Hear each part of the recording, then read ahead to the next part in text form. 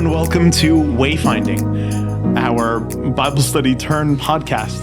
My name is Benny. I'm your host, and I guess I'm your, I don't know, whatever. My name is Benny, and joined as always with me are my co-studio inhabitants. I'm still going with it, even though we talked about we don't live here. Co-studio inhabitants, Daniel and Dillon. Welcome. Hello, Benny. Hello. What's going on? How are you doing? I'm doing well. Good. Doing well. It's not like I found that out about 6 minutes ago when we first started. I don't know what you're talking about. Okay. Yeah, no, I'm doing okay. It's just another busy season at work with a lot of stuff coming up in March. So, You guys doing well? Yeah. Yeah. Just trying to catch up on all the sleep I can get. Before things ramp up. Yeah. When do you're leaving on a mission trip soon? Yeah, I'm leaving spring Praise break. Jesus. Okay. Yeah, he's my number one supporter. But I'm going to spring break, so it's coming up pretty fast. Yeah. You guys are going to Mexico, Yeah, we're going to Acuna, Mexico. building homes. We're going to build a home for this older couple with their, I'm assuming from what I've read about them, it's either a grandchild that I don't know if something That happened lose to them the or something? parents or something. But they're raising this child and they need a house. So Wow. That's really cool. I keep telling everybody the guy looks exactly like a Hispanic Chuck Norris. All right. Blue eyes. Did Chuck Norris have blue eyes? I have no idea. No, I think he has brown eyes. He has like the face of Chuck Norris. So. Oh, that makes more sense. So it's officially summer based on what we've stated, I guess. Yeah, no, it's summer. I mean, kind of. It switched. It's summer enough. In Texas, it switches from like, hey, you got 3 weeks of 30 degrees, and then welcome back to 80. Yeah. You know, so And then in another 3 weeks, it'll be in the hundreds. yeah, right. Suddenly out of nowhere. Or it'll rain. It's either one or the Oh other. yeah, yeah. It suddenly can shift, and we just have like a hurricane. Yeah. Yeah, I can bring a steak in a couple of weeks and just cook on the asphalt. Yeah, yeah. Asphalt steak. Appetizing. He power washes the floor every week, so it's all good. Is it really every week? No, I don't know, 2, 3 maybe. every other couple weeks. Because I was going to say, it does not look like you did it last week. Wow. Well, no, it did rain like last week, so you probably didn't wash it since then. No. But once the summer ramps up and all the filthy children of our student ministry come there, I'll be power washing. Children. I'll be power washing more often. We love our student ministry. So, as we've stated before, a quick rundown, because I don't feel like going through that entire conversation again. I asked Benny and Daniel what their favorite types of donuts were, and they both basically said basic, like glazed I never chocolate. got an answer. We'll get to Daniel's in a second. Glazed chocolate. Well, Benny said glazed chocolate. Yeah, my occasional go-tos are cinnamon. just like your standard glaze, chocolate covered, chocolate donut, cinnamon. All those are really good. And then Benny told us about some potato company and Yeah, pecan. back in Illinois, we had a company called Spud Nuts, and now they called new manager took over. They rebranded everything. It's now called Tato's, but the whole concept is a donut made out of potato flour, and it is super good. They would sell out by like 8:30, 9 o'clock in the morning. These guys show up at like 5 or 6 o'clock to like just start cooking, and then but they only make a certain amount, and then once they would sell out, then they just put up a sign on the door like, "Hey, we're done. Come back tomorrow." wow.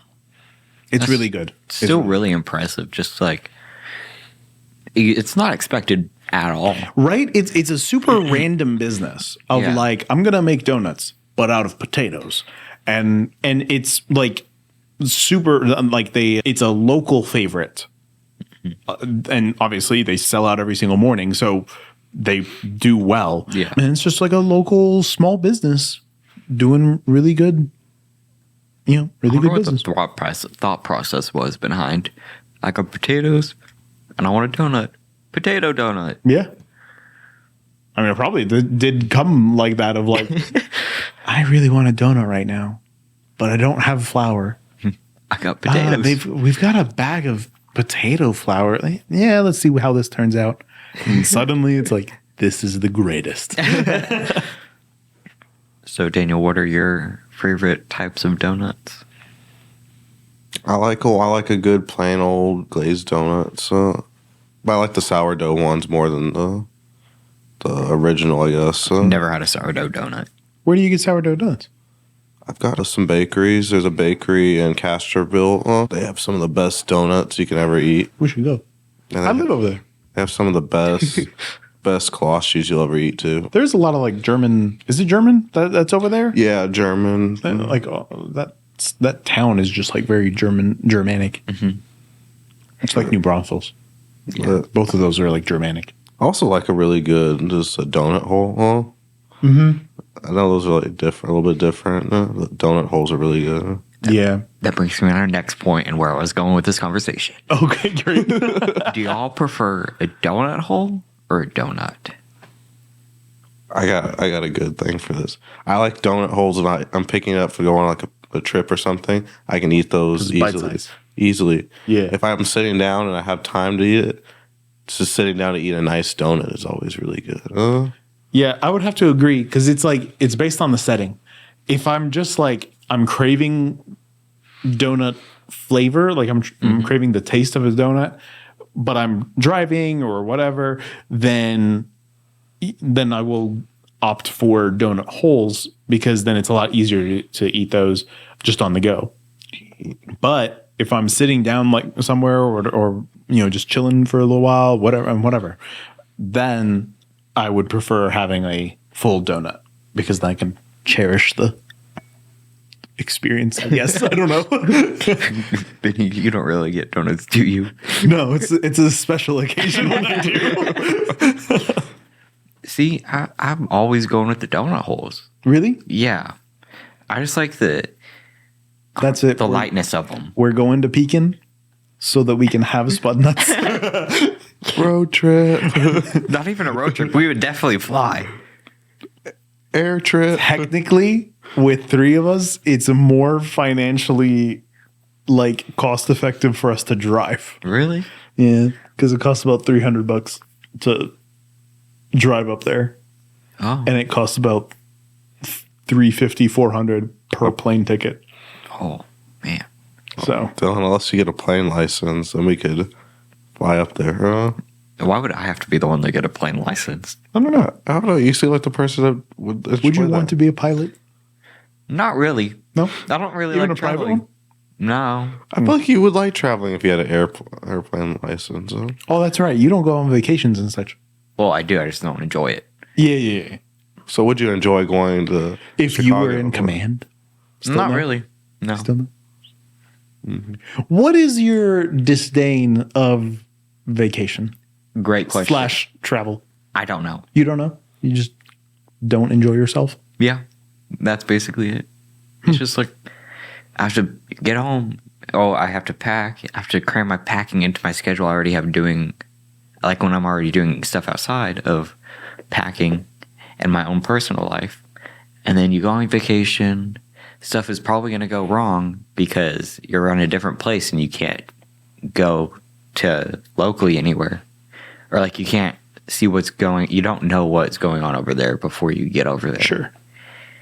And then you get back home, assuming you're flying, because I feel like a road trip is a road trip and traveling is on a plane. Mhm. And so then you have to get back on the plane, fly back, sit for however long on the plane, and then first off, you don't even know how experienced the pilot is. I know they passed some tests. Yeah. But at the same time, I've seen pictures of the instrument cluster on not necessarily an Airbus, but really any Boeing plane. You couldn't pay me enough to land one of those things. Like, they are the most chaotic things in the world. If you have a pilot with ADHD, you're dead. I mean, there's nothing else to it. That's why there's two of them, Dylan. You have the experienced one and the inexperienced one. But what if they both have ADHD? They don't. Well, they have experience. There's an experienced one who knows what he's doing. You can be experienced and still get distracted. Yeah, but I don't know. I trust the pilots. I do sometimes. I partially would love to get my pilot's license just for the sake of like, I could fly places. I would have to get a plane and things, but I think it's like $10,000 to get your pilot's license. that's so much more expensive than I thought it would be. But I just like the thought of being a pilot. Mm-hmm. However, I will say that even though I don't have my pilot's license, I do fall in the category, much like many men, that when I get on a plane, I immediately, 1, identify the exits, 2, identify potential threats, 3, go through situations of if the plane is going down, how do I get in control of the plane? You don't. I do. So in my mind, Have you seen I the go picture through, of an instrument cluster, Benny? I don't care. I literally, in my mind, I'm fully prepared to like go in and land the plane. He's been playing Flight Simulator for a long time. I played Flight Simulator 3 times, and so I think I know what I'm doing. Famous last words. Yeah.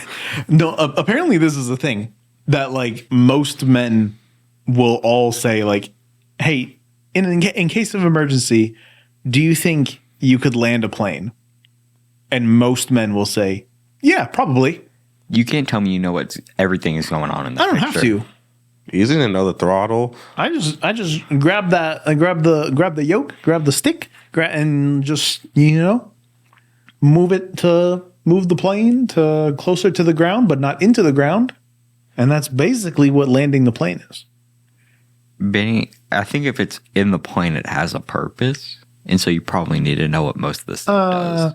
But there's also somebody on comms. How are they going to describe that situation to you while you're going down? I'm pretty sure that's what they're trained for. Just be like, oh, we got this guy who's played Flight Simulator, basically a very certified pilot. Mm-hmm. I'm sure that's exactly what their practice is. Listen, in all the movies, when the plane is crashing and somebody else has to take control, the person on the radio just says, like, just grab the stick and pull up. They're not telling you, okay, go to the 3rd switch from the top row, 2nd from the bottom, flip that lever up, and then you flip this thing. They're not telling you all this stuff. So clearly, all of those things are like, it'd be nice for you to probably flip the switch, but you can land the plane without it. It's also in a movie. I don't see your point. Okay. Also, Benny, what type of pilot's license would you want? Recreational, private, There's different ones? commercial? Or you can be a flight instructor. Okay, what were my options? So, student pilot, sport pilot, recreational pilot, private pilot, commercial pilot, flight instructor, airline transport pilot, drone pilot. Partially drone pilot, but Well, that one is $0 to $450. much better. I think the one I would do is I think recreational is the one I would get. Either recreational or private. Because I think if I'm not looking to like become a pilot. I'm looking to like Be able to fly. pilot. Yeah. So that's why I think it would be more so the recreational license. Yeah, so if you want to be a student pilot, the license is free, but it's $75 to $200 for the medical certificate. Oh. A sport pilot is $7,200. A recreational pilot is $10,300. Oh my gosh. A private pilot is $15,000 to $20,000. Goodness gracious. A commercial pilot, $55,000 to $100,000. Isn't that someone to get paid? Hold on. That's how much I pay? To get the license, yes. That sounds like a salary. That sounds like a salary. What is this? If you want to be a flight instructor, it's $5,000, and an airline transport pilot is also $5,000. I don't know what an airline transport pilot is. I mean, transport stuff. Airline transport? It's probably just like the cargo ships, cargo planes. You think? I thought that would be commercial, because Commercial, I think, is like United, American, Delta. Like, I think those are the commercial airliners. airline transport pilot. They're responsible for operating large multi-crew transport aircraft featured with one advanced aircraft system. That means absolutely nothing to me. Yeah, I'm like, okay, that's like anything. Well, it said, what does an airline transport pilot do? And it gave me that. Look up commercial. Versus commercial pilot. An airline transport pilot certificate is required to fly as a captain by some air transport operations. Oh, so I think is what it's saying is that if you want to be a commercial pilot, main pilot, you also have to get the airline transport pilot certificate too. So most you could get is $105,000 worth of paper saying that you can fly a plane. Why is it so much money? I don't know. Because they don't want idiots flying, though. I guess, but I mean, But just because you have money doesn't mean you're not an idiot. facts. Commercial pilot salary in Texas, it's only $80,000, See, this isn't worth which it. is still a lot of money. Why am I? Yeah, why? But why would you pay like $100,000 or at best $50,000 to get paid 80? I'm not paying that. Then again, like, I'm also the guy who didn't go to school because I'm like, I'm not paying. I'm learning this stuff myself. Why would I pay you to tell me? Oh man, I'm gonna sign up for FedEx. $130,000 a year. For a pilot? Yeah, But you just said you don't want to be a pilot. for $130,000 a year, I'll make sacrifices. Have you seen what the drivers make? No, Look up just a UPS driver. 40,000. Maybe.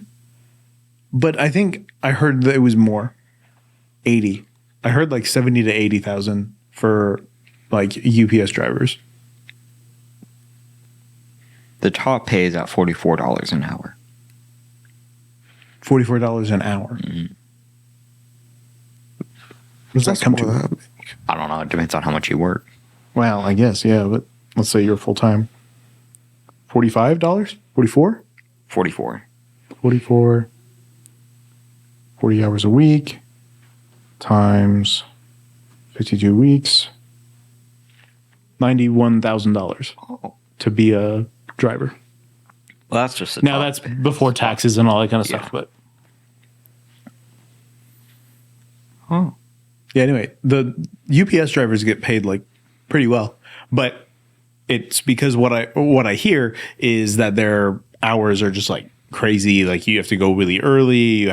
You're driving around. You don't have a lot of breaks. You don't have a lot of like a long lunchtime because like you have to deliver the packages. Like it's stressed heavily. So, but they compensate you well for it. So I would want to be a UPS driver just to drive the truck. You can get do it. tired of it.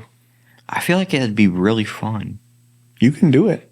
Go I would apply. also definitely fall down the stairs, like getting in and out of the truck. The 3 steps. Yes, Dylan, you wouldn't like what they wear, though. Huh? it's just brown outfit. Yeah, but it's probably some It's guys basically what he wears now, just branded. Yeah, but the clothing is probably like too thick for him or whatever. I'll make it work. I'll cruise with the doors off or not off. I guess tucked in is the right term. Yeah, I guess they just slid back. That scares me. Of like, let's say you're driving down the highway, 70 miles per hour, and the door's just wide open, and I'm like, the only thing holding me in is the grip of my arm and a seatbelt. Like, I don't know. It's true. People in Jeeps do it though. Yeah, Would you ever own a Jeep, Vinny? I thought about it for a little while because here's the thing. I really want a car that's like off the ground. Says the guy in a Honda Civic. But I bought a Honda Civic because of the gas mileage. So that's the problem. Anytime I look for any car, it doesn't beat the gas mileage. And then I talked to some mechanic friends and I'm like, yeah, I'm thinking about getting a Jeep. And they were all like, Don't do it. yeah, I don't know about that because it's not great. It's literally like the only they said literally the only thing it's got going for it is, well, it's a Jeep. Cool. That's about it. And I'm like, well, he's like, there's a whole bunch of mechanical issues that we always see going wrong on them. And they talked about the cabin noise is just really loud. And I'm like, oh, so it's literally just like a not glorious way of driving really high up. And they're like, yeah. Yeah. So that ended my search for a Jeep. But I did consider it. To your question, I did think about it. If somebody would give me a Jeep, then I'll drive a Jeep. Well, I think it's like that with anything. If somebody would give me a car. That is another thing. It's like Jeeps retain their value really well. For some reason. The problem with that is like, why is it so expensive for a car that's so like lowly recommended? Yeah. You know? For something you can easily take the doors off of. Yeah. That's like the only reason they're expensive too. Just, yeah. I can do it in my truck. I just have to have scissors and a wrench. I guess. It won't go back on very well, but it'll come off. Do y'all prefer y'all's donuts hot or? We're back to donuts. Yeah, because I didn't know this was pivot. I didn't know this was an argument of having y'all's donuts hot or just room temp. Because Lane thinks that donuts should be hot. Morgan says that they should be room temp. I agree with Morgan because if they're hot, then they're all sticky and stuff, and you get it all over your hands. I disagree. I think hot ones are a lot better. They taste fresher. Then when you get them room temperature, they're just harder. They don't taste as good. I agree with both of you. Well, that doesn't really help, Benny. It tastes better warm. Mm-hmm. But I'm a clean freak. Like I don't like getting my hands dirty. And They so can tell, huh? yeah. So That's why you take it's not pictures. a surprise. So so I see your point, Dylan, of like when it's hot, that's also when it's most sticky. And so in my endeavors of eating donuts, that is my least favorite part, is just like how sticky it is. But admittedly, the taste is better when it's warm. I'm a cold person. I don't want to say cold. I'm a room temperature person all the way. Benny, I have another question. Not about donuts this time, believe it or not. It's about burgers. No. Actually, we could talk about burgers if you want. But why? This is kind of a rhetorical question, but not really. Okay. Because I kind of expect an answer. Okay. But I know you aren't going to know for a fact Okay. the answer. Sure. Why does, I guess, younger, I want to say generations, younger, People? yeah. Why do younger people put so much emphasis on relationships? And I say younger, but like 21. I wouldn't even say 21. Why do people in general put so much emphasis on relationships? I'm going to need a little bit of backstory to your question then, because that's very broad and I don't know how to address it. Why do people expect you to get married? Huh. Okay. So the expectation of marriage is a long time cultural thing. It's a historical cultural thing. It comes from a combination of things. I mean, Christian background, it stems from like creation. We were created to have a partner, to have someone that comes alongside us. And so We were designed to be in relationship with one another. And that's where marriage comes from, is that unity that comes through that level of relationship. That, like, there is a level of unity that comes from marriage only between two people. That unity displays to you the understanding of God's relation to us and the church, of how he desires us to be so unified. Marriage also shows us the greatest example of love. So you can't fully understand unconditional love until you are married, because it is in marriage that you learn to love someone even through their faults. Because in any other relationship, you don't have to like live life with them. You don't have to you don't have to put in as much effort or work to make a relationship work. You don't have to do that in any other, like if you disagree with, if we disagree with something on a given topic, whatever. I don't think tractors are a big deal. You think tractors are the biggest deal. I'm not talking to you again, Benny. See, that you can never talk to me again. In marriage, you can't do that. In marriage, you have to look past the faults that you see and choose to still love. Unconditional love. It is not the love you have for them is not based on anything that they do or don't do. Do you have to do that when you're like dating also, or is it just you have to focus in on that marriage? Or so I would say that the closer you get to marriage, the more you do that. So when you're dating somebody, you look for the things that like you would want in your future spouse. That's the purpose of dating, is it's an interview process. But you don't necessarily go in and be like, okay, well, no matter what the person does, I have to love them. Yes, in marriage, but there's also like the caveat or the underwrite of all of this is like, when both of you are in pursuit of God, you are then drawn closer together. It's that whole triangle illustration of like when both of you are drawing closer to God, you are both then drawing closer to each other as well. That is what leads to the mutual understanding of like, hey, I'm going to love you through your faults because I know that your goal or your focus is on striving towards the Lord. And so then like the things become, I would say that you look past the things that are menial.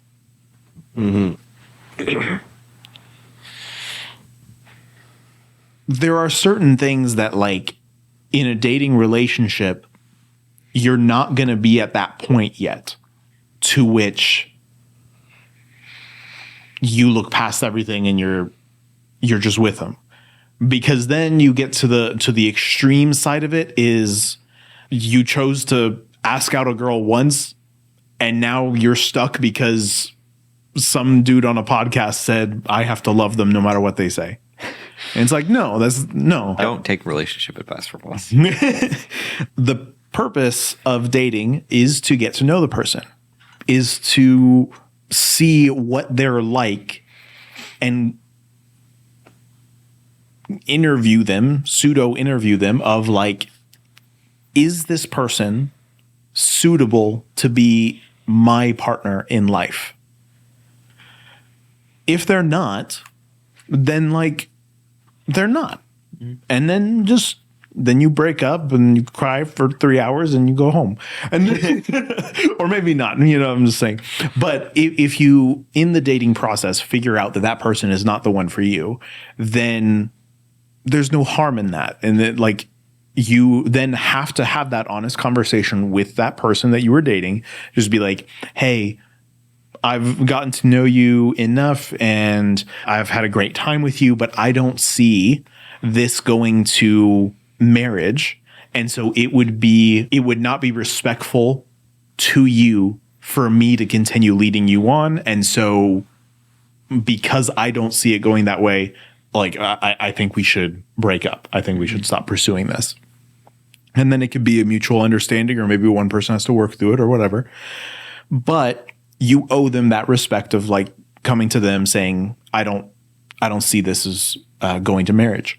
Yeah. When you do, when the person you're dating does start to check off those metaphorical boxes, they start to check off the boxes that you're looking for in a future spouse, then you have more in that process. You have deeper conversations. Those deeper conversations are when you find out a little bit more about, like, what kind of person they are. How do they handle certain situations? That's also why it's kind of pseudo recommended for you to date the person for a little bit longer. Like, some people, yes, there are some people who, like, just, like, within a month, they're like, I know this is the one and we're getting married next week. Like, I've heard of some people who are like, we got engaged within a month. We got yeah, it was crazy. But it is recommended to go through, say, like the holidays, Thanksgiving, Christmas, New Year, birthdays, summer, go through different seasons with the person. That lets you know what kind of person they are. How do they deal with stress? How do they deal with time off? How do they deal with work? How do they deal with family? What are they like with their family? What are they then eventually? What are they like with your family? What are they, like, all of this becomes factors. And as the relationship builds through all of that, and you are further outlining who this person is, to me, that actually builds the love that you have for them. And it is through the love that builds that you then understand the unconditional love. You can show unconditional love by recognizing unconditional love. So how do I say this? I'm trying to articulate some thoughts here. You are not perfect. And so when you make a mistake and your partner decides to stay with you, your partner decides to work through the mistake with you, that is a small picture of unconditional love. You, throughout your life, have gone through many different trials and tribulations and seasons and walks and whatever. You have experienced things in your life that have left just marks on you, or just like those are the things that have formed your character, formed your person. Your partner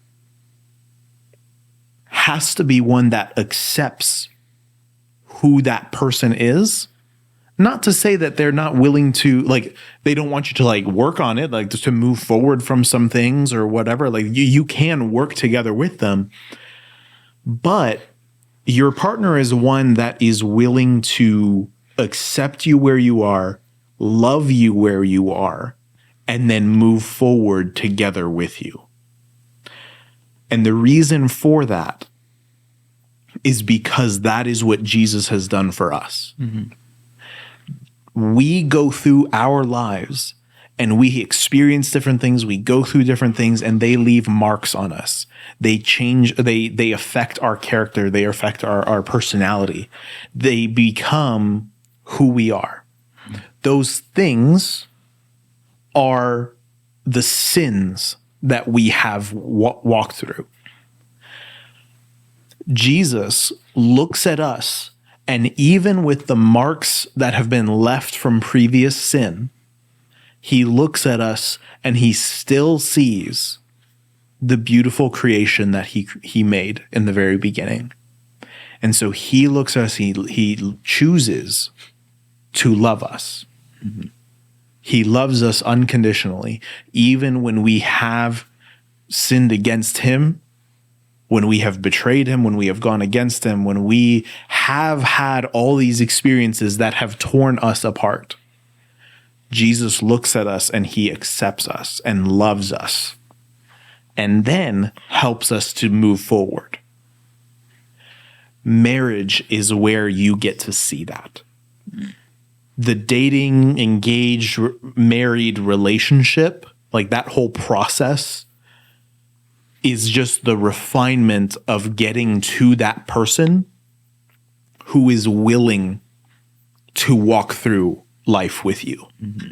The person who is willing to work on unconditional love with you. Yeah. I don't know how we got here.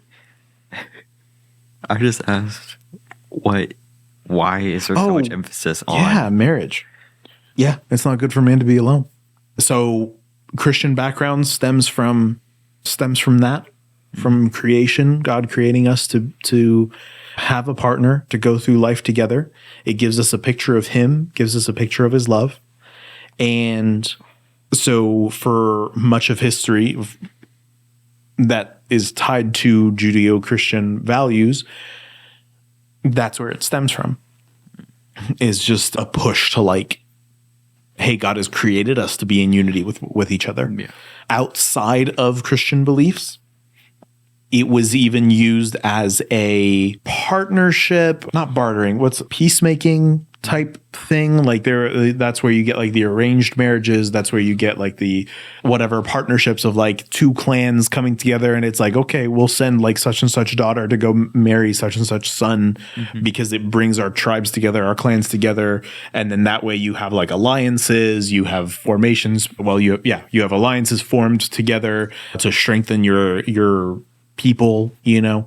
So I think it comes through like a historical pressure or like a historical weight behind it.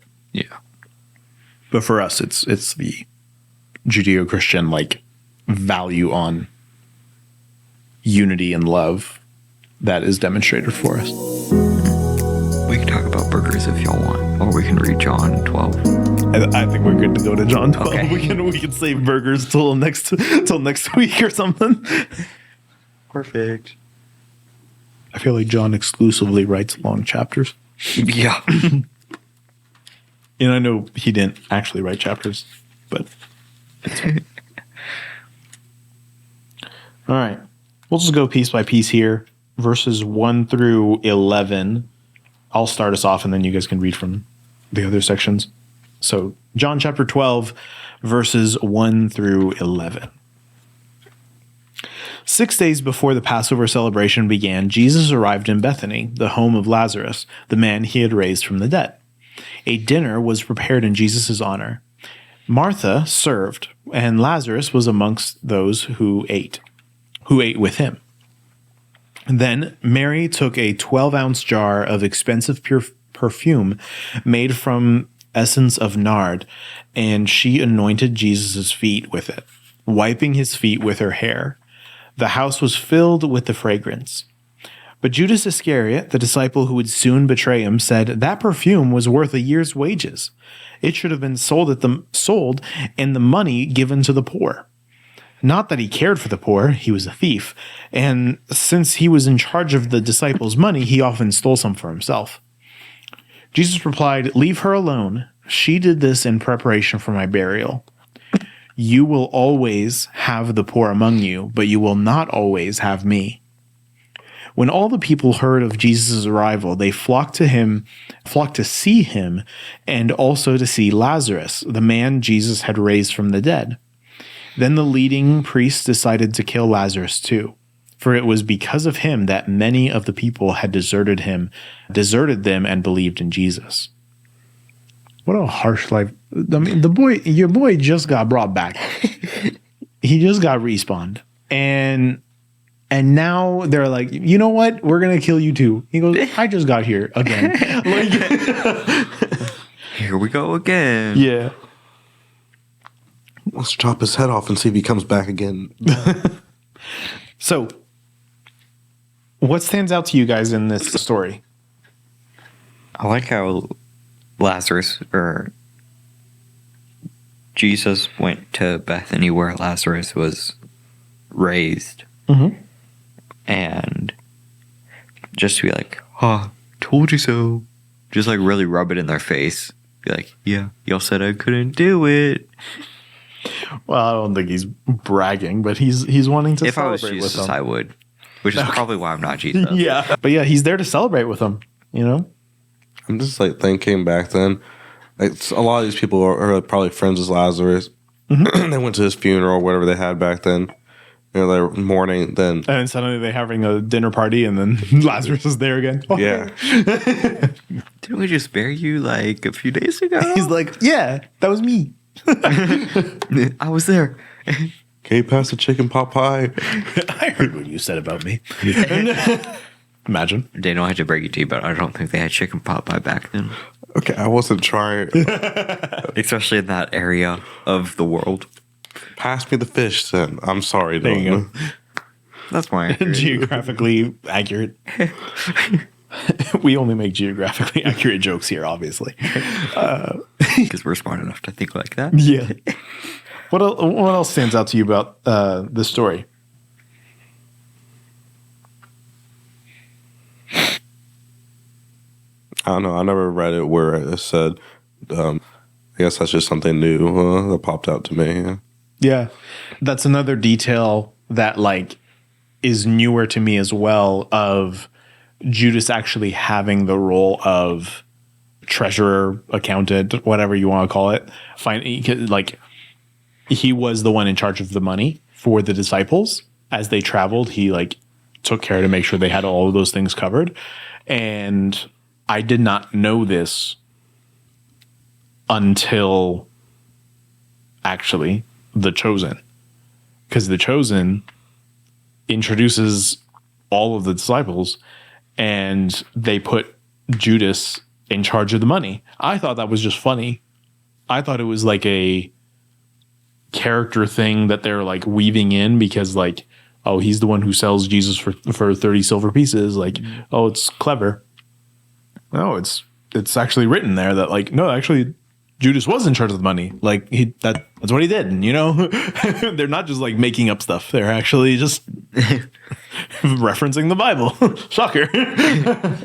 Go figure. Go figure. A TV show about the Bible is going to reference the Bible. Who would have guessed? So yeah, that's also a new piece of information to me too. Of just Judas being responsible for the money and sometimes even stealing money. Why did Mary use her hair to wipe Jesus' feet? I do not know. I do not know if there's like a significant, let's say, cultural reason, or I don't know. Because I'm not Mary and I've never seen Jesus, but I would not want my hair to smell like the bottom of some guy's feet. Well, It'd be ladies' feet. Get it right. Huh? what? Oh, No. I didn't think of that. Cut that out. So you have to think of like the traditional foot washing that would normally happen. You would have slaves or you know, and servants that would, at rich people's homes, you would have a guest over, they would wash the guest's feet. And it was an act of like the lowest servants. We know this because Jesus like talks about it later. And I think this story is interesting too, because there is another story, and I don't know if they're talking about the same one, but there's another story of another woman washing Jesus's feet with perfume using her hair. And so I'm wondering if it's actually the same story from different books. But some of the context is different. So again, I don't know all the details there. Strictly guessing. Strictly guessing, just making a connection of like, hey, there are these different accounts of a woman washing Jesus's feet with her hair using perfume. The significance of that is she is humbling herself to show Jesus love, admiration, just like showing respect to him by washing his feet. Yeah. She is showing respect to him by using this fine perfume that Judas takes note to mention, like, hey, that's really expensive perfume, you know? And it was used to wash Jesus' feet. And so it's kind of like a pseudo offering that she makes. And it's all just in spirit of like, I want to do this for you, Jesus. Yeah. So there is a significance to like the symbolism behind the foot washing.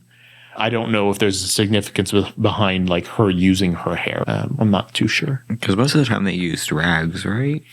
I would assume so. Like they had some kind of towel that they had for wiping off dirt and mud and stuff from feet, or at least like a sponge, something to like wash it. But yeah, I don't know. Maybe it was just like she was so emotionally overcome, she just wanted to do this, and she had her hair. And I do know there is a thing within Jewish tradition of not showing hair to a man who is not your husband. It's that too, but it stems from the same Mosaic law. Oh. So yeah, I don't know. The hair detail is something I'm not sure of. Something that stands out to me in this reading is Judas's accusation. He says that perfume was worth a year's wages. It should have been sold and the money given to the poor. And Jesus says, leave her alone. She did this in preparation for my burial. You will do. So Jesus explains, like, just let her be, let her do this.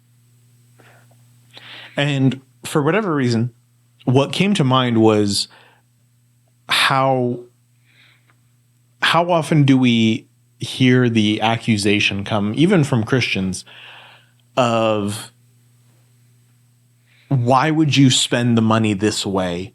That could have been used to feed the hungry, to house the homeless. That could have been used to do this and this and this. Yes. We have chosen to use it in this way. And so it just stands out to me of like an instance of Jesus saying, it's okay, let it be. To me, it's like, yes, I know the money could have also been used for X, Y, and Z. However, do you understand the significance of what she's doing? She deliberately chose to use the very expensive perfume for me. Don't take that away from her. Suddenly, she's making this beautiful display of humility and worship to Jesus. And the criticism is, oh, that could have been done a different way. Why don't you just let her worship? Mm-hmm. So that just connects to me of like, again, the sometimes we hear it in modern church of like, why would the funds be used this way? It could have been, it could have been used in such and such, whatever. Yes. They have chosen to use it this way. Mm-hmm. If God is not honored, he'll take care of it. Yeah. If God is still honored, then let them be. Mm-hmm. That's interesting. I didn't think about it like that. That's a new thing for me as we just read it. Can one of you read 12 through 19, the next section here? I can do it. The next day, the large crowd that had come to the feast heard that Jesus was coming to Jerusalem. So they took branches of palm trees and went out to meet him. They began to shout, "Hosanna, blessed is the Lord, one who comes in the name of the Lord. Blessed is the King of Israel." Jesus found a young donkey and sat on it, just as it is written, "Do not be afraid, people of Zion. Look, your king is coming, seated on a donkey's colt." His disciples did not understand these things when they first happened. But when Jesus was glorified, then they remembered that these things were written about him and that these things had happened to him. So the crowd who had been with him when he called Lazarus out of the tomb and raised him from the dead were continuing to testify about it, because they had heard that Jesus had performed this miraculous sign. The crowd went out to meet him. Thus the Pharisees said to one another, "You see that you can do nothing. Look, the world has run off after him." So this is the triumphal entry. We are now in the last week. This is the last week of Jesus' life. Well, week before he dies on the cross. And by this point, he is walking into Jerusalem, and everyone, like the crowds, the masses, are just praising him, worshiping him, welcoming him into the city. And the Pharisees just see all this, and they're like, there's nothing we can do. Not with everyone here. Everyone's like everyone has gone after him. What do we do? Something that I noticed. Why? Is there any reason that he chose a young donkey? Or it happens to be a young donkey? Well, I mean, it is just like it is prophecy. So it has to be in fulfillment of that. I don't know what the significance of it being young, but let's go. It is Zechariah 9. Zechariah 9:9 says, and Zechariah was a prophet, so a lot of these are just like, a lot of these are just prophecies of Israel. It says, "Rejoice, O people of Zion, shout in triumph, O people of Jerusalem. Look, your king is coming to you. He is righteous and victorious, yet he is humble, riding on a donkey's colt." So yeah, it's just a thing that like he wanted to be carried in on a donkey. The significance of it being a donkey and not like a horse is like horses were often used as like the strong war animal, and like the Romans used it that's how everyone would travel around. And so he used the donkey to show like the meekness that he brings of like, hey, by the way, I'm not your war general. I'm not the war general you're waiting for, but I am the Messiah. I'm just different than what you thought. Did you know that donkeys have a cross on their back? What? If you look at the back of a donkey, it has a cross. Every single one. It's really cool. Time to go to Google. Donkey back. Oh, that is cool. Oh. Well, except for the white ones. I think it's still there. It's just white on white. But yeah, my grandfather told me that.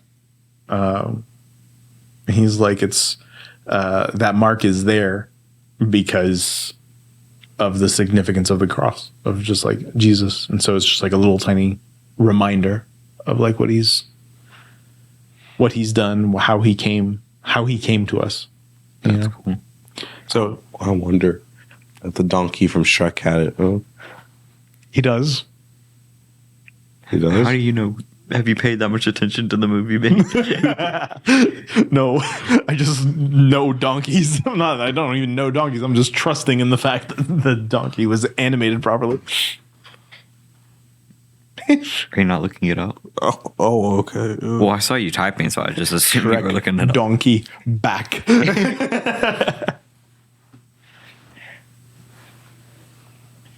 I'm looking. Give me a second. There's really no pictures of its back, huh? Well, Did you search Shark Donkey Back? Yes, I searched Shrek donkey back, huh? Yeah, then I don't know what to tell you. time to just watch the entire movie. I have better things to do with my life other than look for a cross on the I think back of it an does. animated monkey. Donkey, not monkey. Monkey. Monkeys don't have it. What always, like, not boggled my mind, but just like, it's so profound that this is 1 week prior to him being on the cross. Mm-hmm. And the week changes everything. Yeah.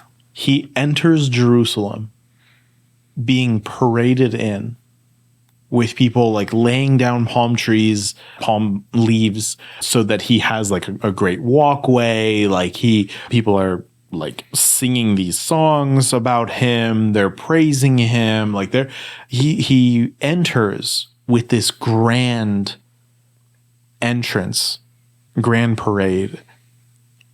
And a week later, the entire city of Jerusalem, all the people, are there pointing, mocking, laughing as he hangs on the cross. And just how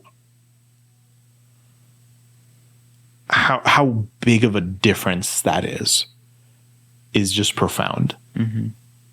Like the difference a week makes. It also kind of goes back to you asked this question. I don't remember when, but it was like, did Jesus have to perform miracles for us to believe? Mm-hmm. And it's kind of like reassures it like, yeah, like he did. Mm-hmm. He shouldn't have, but he did. Yeah, I mean, and we read about that too. We got more insight on that of just, yeah, Jesus was actually brought here so that he could do miracles, because he wanted to show you in every single facet that he is God. So he shows us. He comes in, he's paraded as sent from God as the Messiah. But things happen things happen across this week that the people then respond differently. But we'll get to that in a few weeks. Let's continue now in verse 20. Daniel, can you go and read 20 to, I think it's 36? Yeah. 20 to 36. Mm-hmm. Some Greeks who had come to Jerusalem for the Passover celebration paid a visit to Philip, who was from Bethsaida in Galilee. They said, "Sir, we want to meet Jesus." Philip told Andrew about it, and they went together to ask Jesus. Jesus replied, "Now the time has come for Son of Man to enter into his glory. I tell you the truth, unless the kernel of wheat is planted in the soil and dies, it remains alone. But its death will produce many new kernels and a plentiful harvest of new lives. Those who love their lives in this world will lose it. Those who care nothing for their life in this world will keep it in eternity. Anyone who wants to serve me must follow me, because my servants must be where I am. And the Father will honor anyone who serves me. Now my soul is deeply troubled. Should I pray, Father, save me from this hour? But this is the very reason I came. Father, bring glory to your name." Then the voice spoke from heaven, saying, "I have already brought glory to the name, and I will do it again." When the crowd heard the voice, some thought it was thunder, while others declared an angel had spoken to them. Then Jesus told them, "The voice was for your benefit, not mine. The time for judging this world has come, when Satan, the ruler of this world, will be cast out, and when I'm lifted up from the earth, and I will draw everyone to myself." He said to this indicate how he was going to die. The crowd responded, we understood from Scripture that Messiah would live forever. How can you say the Son of Man will die? Just who is this Son of Man anyway?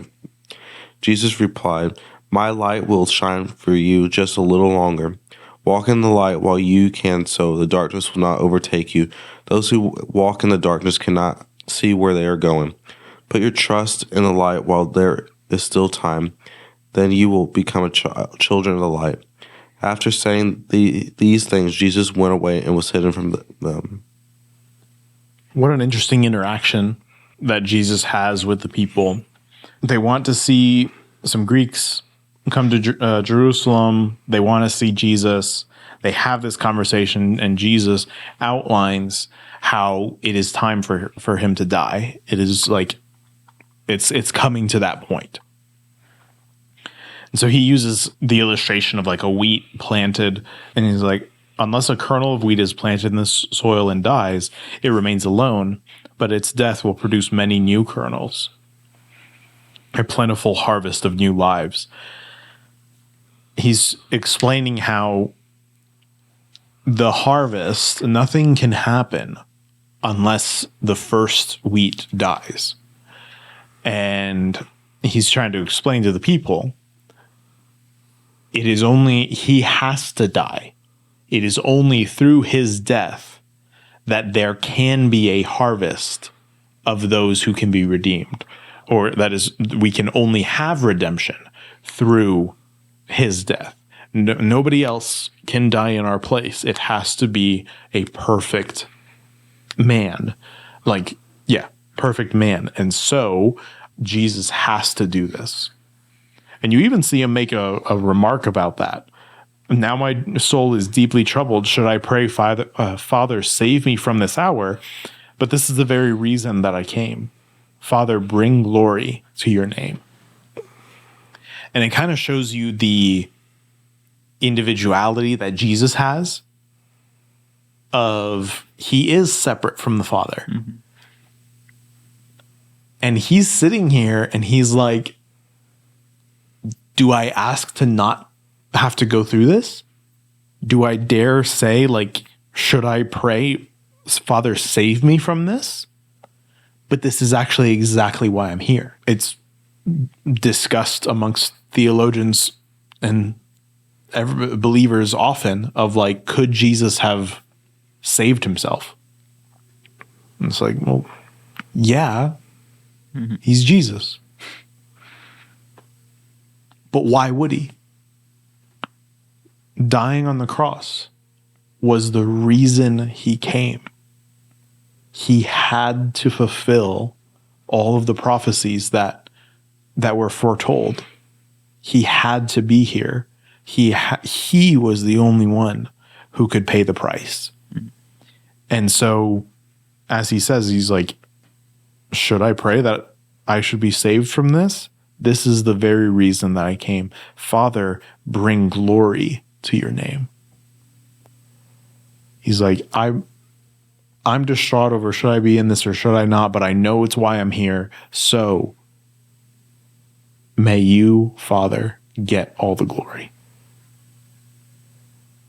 And a voice from heaven echoes throughout the place and just like speaks to the people. Like, that's wild. Mm-hmm. We talked about that a few weeks ago, like when like God speaking to the people and them being so just like overwhelmed by the sound of his voice that they had to tell Moses to tell God to not talk. And here a voice from heaven says, I have already brought glory to my name. I will do so again. So powerful. Of just like, and Jesus says, the voice was for your benefit, not mine. Again, there is such unity between Jesus and his Father, between Jesus and God. They have such an intimate relationship of knowing Jesus, knowing why he's there, but still being human. And God getting all the glory, but protecting Jesus to get to this moment. Jesus says, this was for your benefit, not mine. He's having this whole monologue of like, should I pray about should I do this? Should I not? Do I do this? I know this is why I'm here. He's just saying it so that you understand like the thought process, but you understand like, hey, by the way, like I can pray to get out of this, but it's why I'm here. And the voice, God's speaking to them, he's like, that wasn't for me. I didn't need any kind of extra encouragement. This is so that you would know what this is for. And I think, in the previous section, it talks about his disciples didn't understand at the time that this was fulfillment of prophecy. After Jesus entered into his glory, they remembered what has happened and realized that this has all been written about him. And I think the same is true of this. They're living through this, and it's one of those things that like they don't understand the significance of like, what is this thunderous voice that just spoke, and what is he talking about? What do you mean that was for our benefit? They don't. It doesn't click yet. Yeah. It's something that all connects later. And Jesus finishes up just saying, my light will shine for you for just a little bit longer. Walk in the light while you still can, so the darkness will not overtake you. Much to the same closing remarks as last week, he's talking about his physical time there as like, hey, there's only a little bit of time left before I have to die. But this is also to the effect of like, hey, when I return, like, then it's done.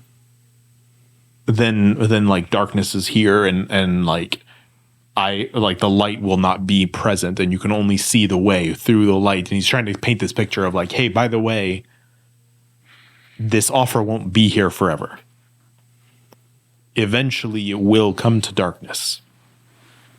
Mm-hmm. So he's just trying to really hone in on like the significance of like, hey guys, this is it. Like you gotta make your choice. I'm going to read from 37 to the end. So it says, but despite all the miraculous signs Jesus had done, most of the people still did not believe in him. Shocker. This is exactly what Isaiah the prophet had predicted. Lord, who has believed our message? To whom has the Lord revealed his powerful arm? But the people couldn't believe, for as Isaiah also said, the Lord has blinded their eyes and hardened their hearts, and their eyes cannot see, their hearts cannot understand. They cannot turn to me and have me heal them. Isaiah was referring to Jesus when he said to this because he saw the future and spoke of the Messiah's glory. Many people did believe in him, however, including some of the Jewish leaders. But they wouldn't admit it for fear that the Pharisees would expel them from the synagogue. For they loved human praise more than the praise of God.